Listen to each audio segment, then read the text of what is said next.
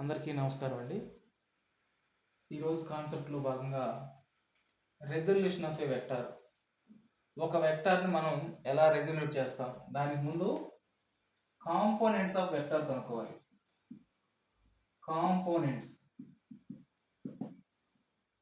Components కావాలంటే consider A vector OA is projected in this direction.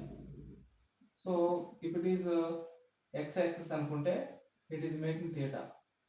Here component of this vector is ax cos theta.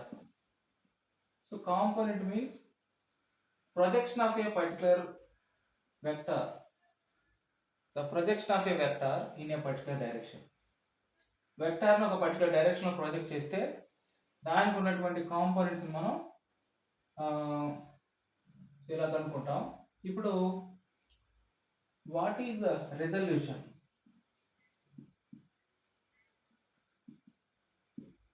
Resolution of A vector. What is resolution of vector? So ఇచ్చినటువంటి vector యొక్క కాంపోనెంట్స్ని మనం mutually perpendicular డైరెక్షన్లో కనుక్కోవడం.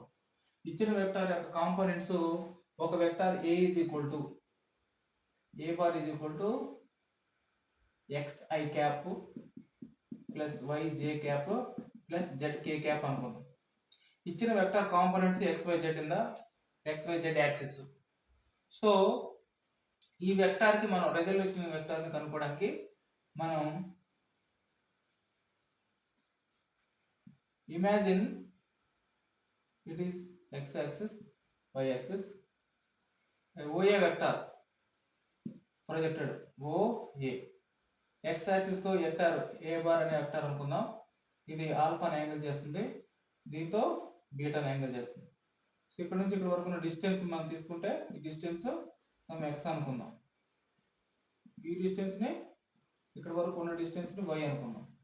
దీని నుంచి cos alpha direction cosines నుంచి cos alpha is equal to మనం ఏం రాసుకోవచ్చు, x బై a అవుతుంది. That applies x is equal to a cos alpha అవుతుంది.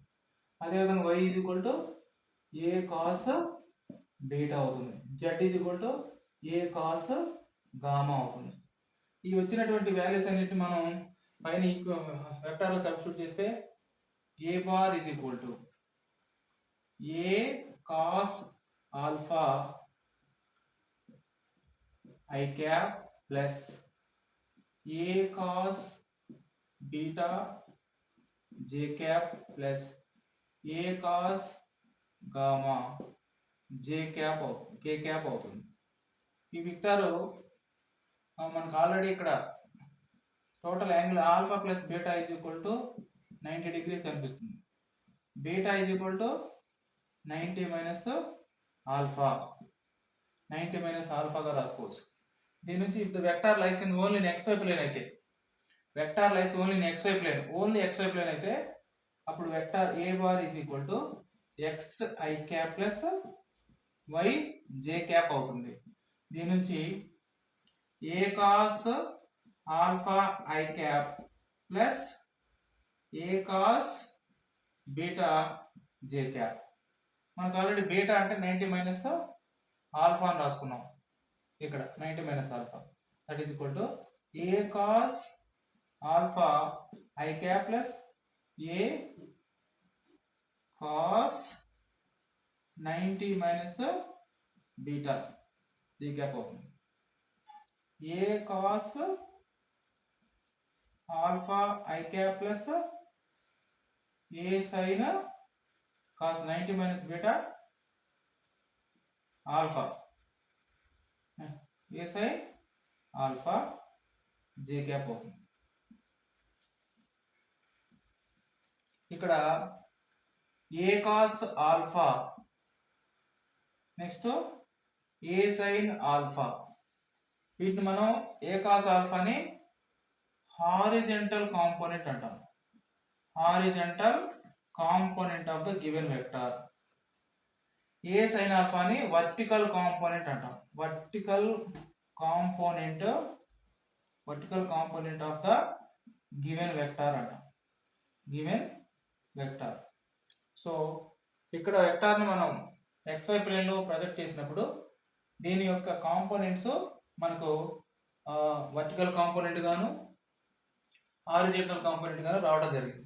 So this is horizontal component, vertical component, this is the resultant vector. So ఈ విధంగా ఈ vector ఉన్న components horizontal గాను వర్టికల్ గాను మనం మరి ఫైండ్ అవుట్ చేయడం. See, this is call it as horizontal component because it is in the x direction. Horizontal component. So y direction లో ఉంది కాబట్టి vertical component అంటాం. So in this way vector ను మనం రెజల్యూట్ చేస్తాం. కాబట్టి